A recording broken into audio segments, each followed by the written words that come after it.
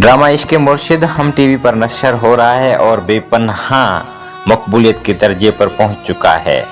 Bilal Abbas Khan hero के किरदार में दिखाई दे रहे हैं। उनका हेयर स्टाइल वैसे ही मकबूल हो रहा है जैसे एक फिल्मी हीरो का होता है।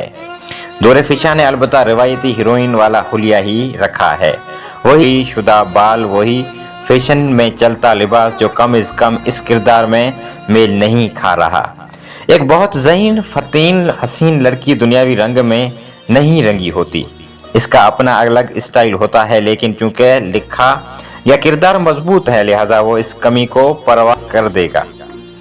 फराज और मलिया जैसी दोस्ती भी अब नायाब होती जा रही है, इसलिए यह किरदार भी आइडियल किरदार बनेंगे। इनकी शादी की पहली रात का दोस्ताना सा मंजर जिंदगी को जज्बाबियत से निकालकर नॉर्मल तरह से कबूल करने की एक तरफ एक मुस्बत सीन रहा।